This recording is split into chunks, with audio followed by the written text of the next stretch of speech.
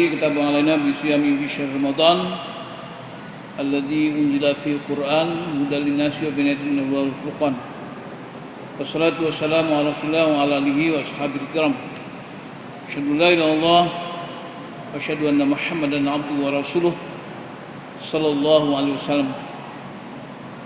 Bapak dan Ibu jemaah salat Isya dan salat tarawih yang insyaallah dirahmati Allah Ta'ala. Pada saat ini saya melaksanakan dua tugas. Pertama, tugas sebagai ketua bidang dakwah dan ibadah di Masjid Al-Husna ini, menyampaikan sambutan biasanya oleh Pak Oman. Tapi Pak Oman hari ini bersama Gubernur diundang di kantor pimpinan Muhammadiyah wilayah DKI Jakarta. Jadi dia mengamanahkan kepada saya untuk menyampaikan sambutan. Yang pertama, saya dulu menyampaikan sambutan sebagai pengurus Masjid Al-Husna. Pertama, ucapan terima kasih kepada kita semua, kepada jamaah, bahwa selama ini kita sudah memberikan kerjasama yang sangat baik, telah memberikan dukungan terhadap penyelenggaraan ibadah dan termasuk juga pembangunan dari Masjid Al-Husna ini. Dan yang kedua, kami menyampaikan maaf yang sebesarnya apabila dalam pelayanan kita selama ini tidak maksimal, ada hal yang barangkali tidak pada tempatnya atau tidak melayani secara lebih baik. Pertama juga kami ucapkan maaf bahwa sungguhnya pada tahun yang lalu kita mengharapkan bahwa Ramadan ini kita sudah bisa melaksanakan sholat Qiyam Ramadan di lantai 2. Tapi ternyata karena bagaimanapun diantaranya adalah ya katakanlah alasan pandemi Covid tetap juga menjadi hal yang menghambat pekerjaan kita, sehingga pada tahun ini kita belum dapat melaksanakan sholat Qiyam Ramadan di lantai 2. Dan seperti yang kita lihat, alhamdulillah pekerjaan kita tetap berlangsung. Ya, sekarang dalam pengecatan kubah bagian luarnya dan sekarang sudah bagian dalam. Insya Allah nanti selesai itu kita akan melaksanakan finishing interior, ya pemasangan keramik dan sebagainya. Itu insya Allah mudah-mudahan sudah kita laksanakan. Kondisi keuangan seperti yang diumumkan oleh pengurus setiap Jumat, itu sebetulnya kita masih punya dana yang bisa melaksanakan itu. Kita masih punya kas lebih dari 2 miliar. Sementara setelah dihitung di proposal kita, sungguhnya kita masih membutuhkan untuk finishing itu sebesar 4 miliar. Jadi termasuk termasuk eskalator itu nilainya sendiri 1,6 miliar itu. Jadi alhamdulillah sebetulnya pekerjaan ini tidak terkendala oleh karena dana gitu. Dana kita ada untuk meneruskan pekerjaan, tapi mungkin kita tidak bisa mobilisasi tukang dalam jumlah yang besar. Karena memang kondisi Covid ini tidak memungkinkan kita mempergunakan tukang yang banyak. Oleh karena itu, sebagai pengurus, kami tetap menghimbau kita semua bagi yang memiliki kelebihan rezeki, ya untuk dapat memberikan sedekah jariyahnya berupa wakaf. Karena di samping dana yang sudah ada sekarang ini, kita masih membutuhkan dana tambahan untuk penyelesaian atau finishing dari pembangunan interior ini, pembangunan lantai 2, kubahnya termasuk interiornya.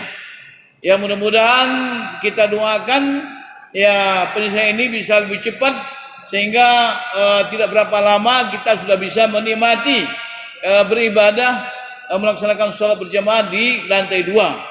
Nah, kalau dari jauh kelihatannya sudah megah. Mungkin bapak-bapak, ibu-ibu yang melihat, yang datang dari arah depan masjid ini, itu sudah melihat kubah kita ini luar biasa dan sudah sangat menarik dan syiarnya luar biasa itu. Nah, cuman di dalamnya belum bisa kita pakai. Ya, mudah-mudahan dengan dukungan yang bersama kita semua, insya Allah dalam waktu yang tidak terlalu lama kita bisa menyelesaikannya dan insya Allah bisa kita manfaatkan sesuai dengan harapan kita. Kemudian bapak-bapak, ibu-ibu sekalian, seperti yang disampaikan oleh saudara Syahidin, imam kita, bahwa kegiatan-kegiatan ibadah selama Ramadan ini akan tetap kita laksanakan secara maksimal, mulai dari futur Ramadan. Jadi bagi bapak-bapak, ibu-ibu yang berniat dan bermaksud untuk memberikan pembukaan puasa Ramadan kepada saudara yang lain, ya dapat membawa sendiri. Ya, di sini biasanya di Masjid Al-Husna ini beda dengan tempat lain. Kalau tempat lain itu biasa dicari dulu, ya didaftarkan siapa yang akan memberikan pembuka Ramadan. Tapi di sini alhamdulillah setiap Ramadan cuma kita tunggu saja. Tidak ada yang direncanakan misalnya si A, si B sekian 100 bungkus satu malam, itu enggak ada. Cuma ternyata alhamdulillah selama Ramadan itu permukaan futur itu selalu mencukupi.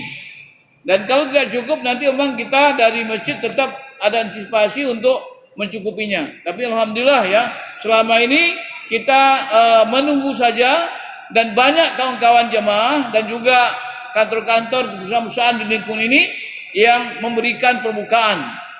Jadi tidak perlu ragu bagi bapak-bapak, ibu-ibu yang barangkali rumahnya jauh atau yang dekat juga bisa melaksanakan sholat maghrib jemaah di sini, dan sebelumnya disiapkan futur.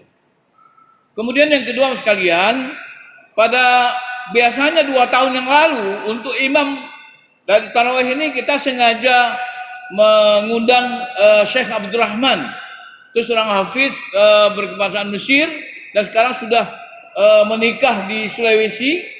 Tapi memang untuk tahun ini sebetulnya ada keinginan kita juga untuk mendatangkan beliau, tapi kita khawatir memang kondisi ini belum pulih sehingga keadaannya belum bisa kita pastikan sesuatu yang mungkin ramai atau bagaimana. Jadi oleh karena itu mungkin untuk tahun ini ya untuk imam dari salat tarawih itu sekarang ada saudara Syahidin, ada saudara Syahrudin, ini sama-sama adin, ini ada satu Syahidin, ada satu Syahrudin. Ini imam tetap kita, dan insya Allah kita juga akan mendatangkan imam-imam yang lain di nanti sebagai mengganti untuk Ramadan malam-malam yang ke depan.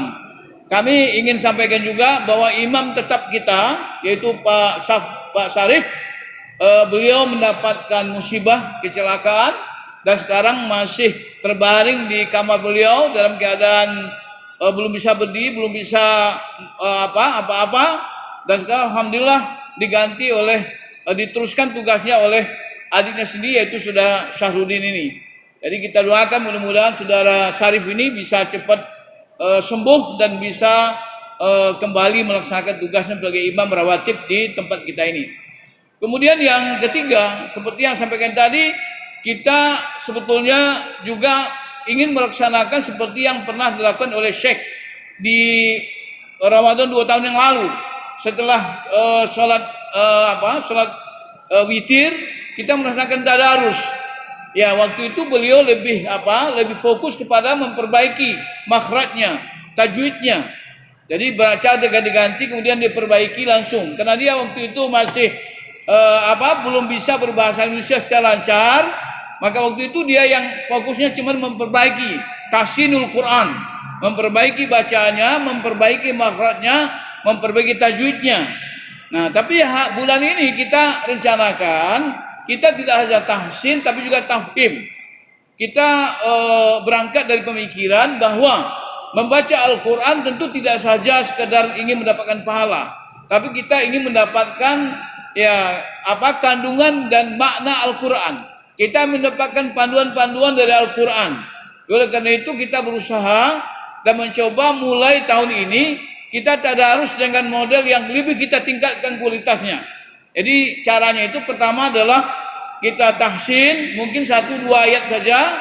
Beberapa orang membaca Al-Quran nanti, kemudian nanti ada mentornya, ada ustadznya yang akan memperbaiki bacaannya. Kalau ada yang salah, ada yang kurang bagus, kurang sempurna. Tapi setelah itu nanti di bawah ustadz itu nanti akan dibimbing untuk bagaimana menerjemahkan Al-Quran. Kalau perlu lafzan ba'da lafzin, kata demi kata. Misalnya kita mulai dari juz juz 30, juz amma itu. Kita mulai dari An-Nas, surah yang terakhir misalnya. Qul a'udzu binnas misalnya. Qul itu artinya apa? Kemudian a'udzu rabbin nas itu apa artinya? Satu kata demi satu kata. Sehingga tidak perlu dijelaskan qawaidnya, tata bahasa Arabnya nanti akan sulit, tapi paling tidak nyentuh-nyentuh boleh. Nyenggol-nyenggol qawaidnya boleh. Seperti qala qul itu dari katakanlah fil amar, kalimat perintah. Asal katanya dari qala yaqulu qul, katakanlah. A'udzu dari adza ya'udzu, a'udzu artinya aku berlindung. Kalau na'udzu kami berlindung. Nah, ini bi rabbin nas, bi dengan rabbi itu rabb. Rabbin nas itu jumlah apa itu? Ada rabbin nas, Tuhan dari manusia. Artinya rabb yang menciptakan manusia. Itu diartikan satu persatu, kemudian diharapkan jamaah peserta ikut itu bisa memahami. Ya, artinya yang kalau dia baca surah An-Nas dalam salatnya, dia paham. Dia paham dari apa yang dia baca itu. Begitu seterusnya, ya artinya biar satu ayat, dua ayat, tapi secara kualitatif kita tingkatkan. Tidak hanya membaca ayat-ayatnya, tetapi kita juga mencoba memahami ayat-ayatnya itu.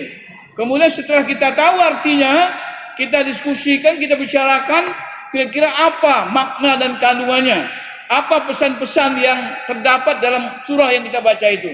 Kemudian selanjutnya, kalau kita tahu apa maknanya, apa yang harus kita lakukan dengan Al-Quran yang kita baca itu.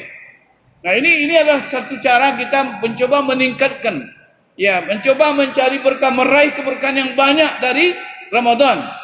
Jadi Ramadan sebagai syahrul mubarak, sebulan yang diberkati, bagaimana kita manfaatkan waktu sebanyak-banyaknya untuk mendapatkan berkah. Berkah dari kualitas. Jadi keberkahan dan kualitas daripada waktu yang diberikan Allah kita laksanakan, kita pakai dengan sebaik-baiknya. Teman sekalian, kalau kita lakukan dengan baik dan sempurna, kalau dapat ya tentu jamaah yang ikut tidak satu kali ikut, besok nggak ikut lagi. Kalau dapat ya jamaahnya itu juga kalau dapat terdaftar gitu. Kalau nggak terdaftar juga nggak apa-apa, tapi paling tidak ya kita usahakan disiplin. Bagaimana kita disiplin mengikuti, insya Allah kalau kita disiplin mengikuti, insya Allah hasilnya akan lebih baik. Karena begini sekalian, sebetulnya kalau kita pelajari ibadah-ibadah Islam ini secara keseluruhan itu kan intinya disiplin, Pak. Bagaimana kita menghargai waktu. Semua ibadah terkait dengan waktu. Misalnya sholat misalnya. Allah mengatakan inna salata kanat 'alal mu'minina kitaban mauquta. Sholat itu adalah kewajiban dan beriman pada waktu yang ditentukan. Jadi kalau sholat tidak pada waktunya, maka itu tidak sah. Katakan misalnya 1 menit sebelum waktu masuk, kita sholat, tidak sah sholatnya. Jadi orang yang sholat beribadah harus tahu waktu masuk. Kalau tidak tahu waktu masuk, nggak bisa, sholatnya nggak benar. Nanti karena mau cepat, mau berangkat ya, sholat aja dulu, kita diskon aja waktunya, nggak boleh.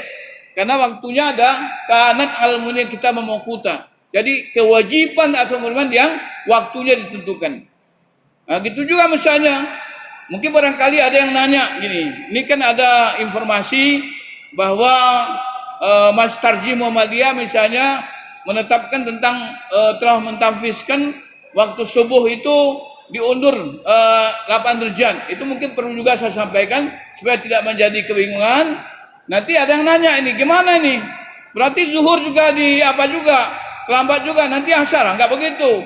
Sebetulnya itu adalah soal penetapan fajar sodik. Karena sebetulnya begini sekalian, itu waktu subuh itulah ketika fajar sodik. Fajar sodik itu adalah fajar di mana ada garis putih yang setelah itu tidak lagi gelap, dia terus sampai syuruk itu terang. Kalau fajar kadzib itu fajar yang dia muncul putih, garis putih seperti fajar, seperti ekor serigala. Tapi kemudian dia gelap lagi, kemudian baru timbul fajar. Nah, selama ini berdasarkan observasi dari lembaga tertentu, maka diyakini bahwa fajar sodik itu terjadi adalah ketika posisi matahari berada pada minus 18 derajat. Nah, minus 18 derajat itu lebih kurang 2 derajat kurang dari 20 derajat. Selama ini minus 20 derajat. Nah, waktu 1 derajat itu dihitung 4 menit. Jadi kena 4 menit kali 2 derajat jadi 8 menit. Nah, itu ada terundur 8 menit gitu. Jadi kalau masuk waktu sekarang ini 4.36, maka sebetulnya tambah 8 menit lagi jadi 44 gitu. Jadi 8 menit. Nah, sekarang pertanyaannya, bagaimana kalau kita misalnya yang meyakini itu sebagai waktu yang masuknya subuh ada fajar sodik itu pada minus 18 derajat itu, ya kalau orang azan, terdengar azan, kita baru bangun, masih boleh nggak kita? Masih boleh nggak kita sahur gitu? Nah, bagi yang meyakini bahwa waktu subuh adalah 8 menit lagi ke depan, maka itu boleh. Boleh dia sahur, ya, masih katakanlah tertidur atau sahurnya belum selesai, boleh. Karena kalau itu belum lagi terjadi fajar shadiq. Karena Allah SWT mengatakan kulu washrabu hatta yatabayyana al-khaytul aswad minal khaytul abyad minal khaytul aswad. Makalah kamu dan minumlah kamu sampai jelas nyata bagimu garis yang putih dan antara garis yang hitam itu fajar. Jadi itu bagaimana kita. Tapi kalau misalnya Bapak sekalian tidak yakin bahwa azan yang sekarang itu sudah dianggap sebagai waktu masuk subuh, maka Anda tidak boleh lagi makan sahur. Kalau sahur juga itu batal puasanya. Karena tidak apa-apalah dipotong diskon 2 menit aja, 4 menit, yang penting sahur, nggak boleh. Kalau fajar sudah masuk, subuh sudah masuk, maka puasa sudah dimulai. Kalau kita makan, maka puasa kita batal. Gitu juga nanti waktu maghrib. Waktu maghribnya misalnya jam berapa? 6 lewat sekian. Lalu kita potong 2 menit aja. Kita segera berbuka. Nggak boleh juga. Inilah waktu, disiplin waktu dalam ibadah Islam. Oleh karena itu sekalian, nah ini kita persoalan waktu ini sangat penting. Jadi sholat kita menjaga waktu, bagaimana kita menjaga waktu, termasuk ibadah sholat, termasuk ibadah haji. Ibadah haji juga waktu. Coba kalau misalnya kita wukuf di Arafah, tidak tanggal 9 Zulhijjah, boleh nggak? Nggak boleh. Tapi wukuf kita 9 Zulhijjah, tapi dimulai pagi. Zuhur kita keluar, boleh nggak? Nggak boleh juga. Maka waktu menjadi sangat penting. Begitu juga misalnya kita melaksanakan ibadah zakat fitrah misalnya. Kalau kita lewat daripada sholat id, itu tidak zakat fitrah lagi namanya. Artinya apa? Ibadah Islam itu sebetulnya mengingatkan kita sebagai muslim untuk tahu dengan waktu, untuk disiplin, mampu melaksanakan ibadah itu pada waktunya yang benar. Asal-asal itu sekalian yang barangkali ini pengumuman lagi sekaligus tausiah ini ya. Mudah-mudahan apa yang saya sampaikan tadi akan dapat menjadi perhatian kita. Yang penting bagaimana kita berusaha dengan Ramadan ini kita mampu meningkatkan kualitas ibadah kita, kualitas akhlak kita, kualitas amal ibadah kita selama Ramadan, dan insya Allah itu menjadi bagian daripada perbekalan kita untuk menghadapi 11 bulan ke depan. Saya pikir sekalian itu saja yang dapat saya sampaikan. Hari ini insya Allah mengimami kita Pak Saidin atau Pak Sarudin? Pak Saidin ya. Nanti ganti-gantian ya.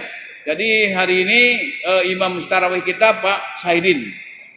Mudah-mudahan kita yang hadir ini akan diberikan Allah kekuatan dan kesehatan oleh Allah Ta'ala untuk bisa ngikutin ibadah Ramadan, qiyamul Ramadan dari awal sampai akhir insyaallah. Nasrullah wa fatun qarib wa basyiril mu'minin. Wassalamualaikum warahmatullahi wabarakatuh.